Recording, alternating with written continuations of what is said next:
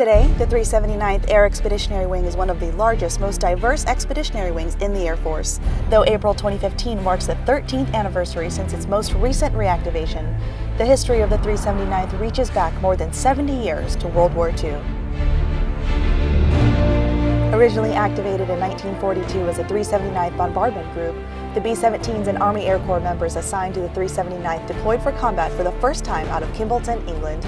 Their mission? To support the precision strategic bombing campaign against German industrial and military targets. The B-17s were the perfect aircraft with their high-flying, long-range, and defense abilities, and by 1944, its airmen earned the distinction of being the only unit to ever be awarded the 8th Air Force Grand Slam. A Grand Slam is a combination of accuracy, power, and efficiency that encompasses the entire group, from the bombardier to the pilot, to the waist gunner to the maintainer. In other words, the 379th had the greatest percentage of bombs on target, greatest bomb tonnage dropped, lowest aircraft losses, and lowest aircraft abort rate. The 379th still carries this badge of honor through continued operations over the past 70 years.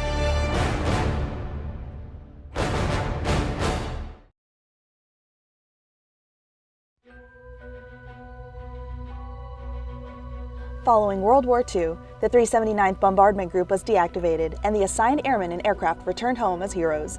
But as political and military tensions continued to escalate, the 379th Bombardment Wing was activated on November 1, 1955, and the legacy and honor of the group's heroic actions would live on through the wing. Over the next 50 years, the wing would operate the B-47 Stratojet and KC-97 Stratofreighter, and later the B-52 and KC-135 as a deterrent force during the Cold War and in various conflicts including Korea and Vietnam. In 1989, the Cold War symbolically came to an end with the fall of the Berlin Wall, and although the Soviet Union was collapsing, tensions around the world carried over in the Middle East. Though the 379th did not deploy as a unit, the wing's B-52s deployed to support Operation Desert Storm on the first day of the war. The B-52s honored their World War II heritage and marked their tails with the Triangle K.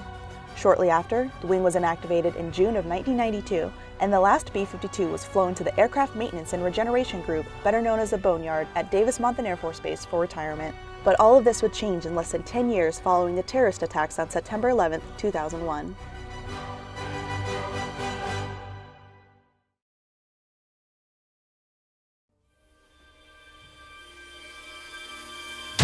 The fateful al-Qaeda-orchestrated terrorist attacks on September 11, 2001 forever changed the world, and by October 7th, the air campaign for Operation Enduring Freedom launched. The first missions included 5 KC-10 extenders, providing critical refueling capabilities to the fight. These aircraft, along with the KC-135 Stratotankers, would be assigned under the 379th following its official reactivation as an Air Expeditionary Wing in April 2002. The wing rapidly became one of the largest units in the region and flew more than 3,000 combat sorties by July that year.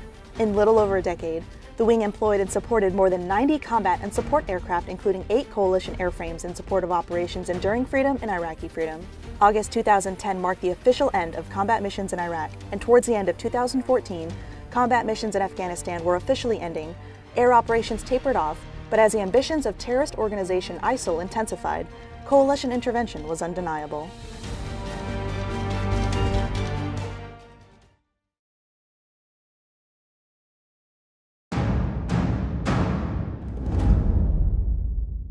As threats from ISIL continued to intensify, U.S. and coalition forces focused air assets in the region under the operation that would later be named Inherent Resolve. Some of the first missions included humanitarian airdrops over Mount Sinjar. 379th C-130 Hercules and C-17 Globemasters delivered aid to thousands who were stranded without food and water while trying to escape ISIL. Since then, B-1 bombers staged out of Al Udeid continue to target and destroy ISIL's command and control, logistics, and revenue sources, posing a persistent and lethal threat to the enemy. The 379th B-1s played a crucial role in the liberation of Kobani, which had been a critical focal point in the anti-ISIS campaign. The 379th's KC-135 Stratotankers extend the range of our air operations, enabling a 24/7 presence in the skies over ISIL-controlled areas. The squadron, along with their aircraft maintenance unit, doubled in both personnel and aircraft in 2014 to support the increased operations in Iraq and Syria.